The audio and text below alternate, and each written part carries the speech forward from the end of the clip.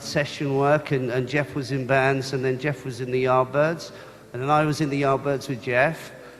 From what I know of Jeff, you know, he's either fixing... In the world of classic rock, rivalries often simmer quietly beneath the surface, and the tension between Jeff Beck and Jimmy Page remains one of the most whispered about stories in music history. Reported notes from the late 1960s reveal that Beck's groundbreaking album Truth arrived before Led Zeppelin's debut, yet carried strikingly similar textures, heavy riffs, bluesy foundations, and that raw edge which would later define hard rock. Many observers at the time couldn't ignore the parallels, and some even suggested Zeppelin had taken direct inspiration from Beck's work.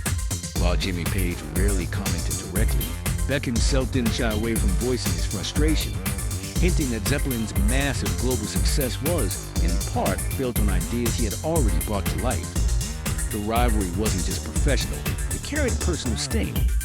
Both guitarists had once shared a bond in the Yardbirds, a band that became a launching pad for their fame.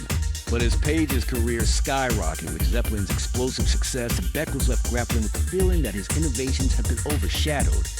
Insiders described it as a rivalry born from admiration, but poisoned by the sense of being copied without credit. And yet, what made the story so compelling was how both men pushed each other indirectly. Page chased grandeur, Beck pursued innovation.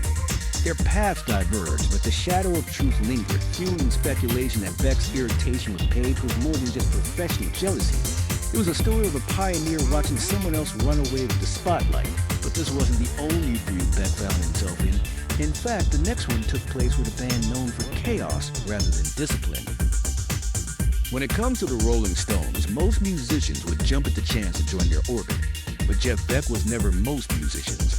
Reporter accounts from the mid-1980s recall how Beck briefly flirted with the idea of working alongside Mick Jagger and Keith Richards, only to walk away almost as quickly as he arrived. The reason? Chaos. Beck was a perfectionist who thrived on tight rehearsals, precision, and discipline. The Stones, on the other hand, were infamous for their loose style, rolling into sessions late, jamming for hours without structure, and relying on spontaneity as their magic formula. For Beck, it felt less like artistry and more like disorder. Insiders described his reaction bluntly. He couldn't deal with the sloppiness and constant unpredictability. Even Jagger, who respected Beck's talent, later admitted the guitarist was simply not cut out for their kind of rock and roll circus. Behind the scenes, Beck reportedly grew impatient with the band's freewheeling approach, at one point comparing it to building a house on sand. The clash highlighted a deeper truth about Beck's personality. He demanded focus, while the Stones embraced mayhem. Ultimately, Beck's exit left no bad blood, but confirmed what many in the industry suspected. He was too meticulous for the ragged charm that defined the Rolling Stones. And while that chapter closed quickly, it opened another one with Led Zeppelin's frontman, Robert Plant, whose larger-than-life style sparked its own kind of friction. The relationship between Jeff Beck and Robert Plant was a strange cocktail of admiration, envy, and quiet irritation. Reporter archives from the 1970s suggest that while Beck respected Plant's powerful stage presence and vocal dynamism, he also found Led Zeppelin's meteoric rise unsettling, particularly when whispers spread that Zeppelin's sound owed more than a little to Beck's earlier work. Plant himself once admitted that certain songs, like Kashmir, seemed to strike a nerve with Beck, not because they weren't brilliant, but because they symbolize how Zeppelin had taken the blues rock formula to stratospheric heights. For Beck, who had pioneered that heavy, riff-driven sound with truth, watching Plant and Zeppelin conquer arenas worldwide must have felt like deja vu with someone else holding the crown. Behind the scenes, acquaintances describe Beck's annoyance less as personal hatred and more as a gnawing frustration. He felt overshadowed by a band that had expanded on his groundwork without giving him the recognition he deserved. Plant, ever the showman, didn't fuel the rivalry publicly, but he was aware of Beck's reservation. In interviews, he often praised Beck's technical brilliance, though his tone sometimes carried an edge, as if acknowledging a competitor who was never quite a friend. The irony was clear. Beck and Plant were two sides of the same coin, one obsessed with precision and innovation, the other with spectacle and grandeur. Together they embodied the split in rock music itself, but Beck's uneasy feelings toward Plant and Zeppelin were only part of the story. His rivalry with Eric Clapton brought an even more complicated layer of respect and tension. Among all of Jeff Beck's contemporaries, his relationship with Eric Clapton was perhaps the most complex, part friendship, part rivalry, and always a subject of fascination for reporters covering the British rock scene. Both men had shared history in the Yardbirds, and both were hailed as guitar gods of their generation, yet they could not have been more different in approach. Clapton leaned toward blues purity, weaving emotional restraint into his playing, while Beck pushed boundaries with distortion, feedback, and experimental techniques that baffled even seasoned musicians. Industry insiders noted that the comparisons between the two were relentless, often stoking a subtle competitiveness neither man could entirely ignore. Clapton himself would publicly praise Beck's technical wizardry, but in private circles, there were murmurs that he found Beck's flamboyant style a bit much. Conversely, Beck admired Clapton's success, but bristled at the notion that Clapton was often seen as the face of British guitar heroes, while his own innovations remained more niche.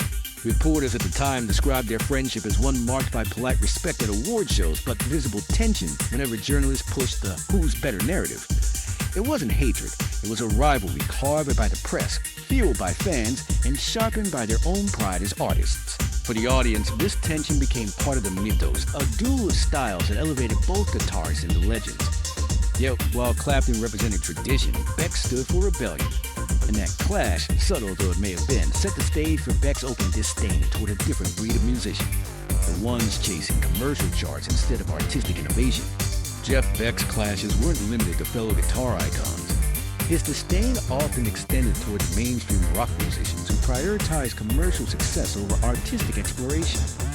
Reporters covering Beck through the 1980s and 1990s noted that he frequently voiced frustration with what he saw as formulaic, over-polished records dominating the charts. While many artists sought radio-friendly hits and arena anthems, Beck gravitated toward risk, experimentation, and pushing the guitar into uncharted territory.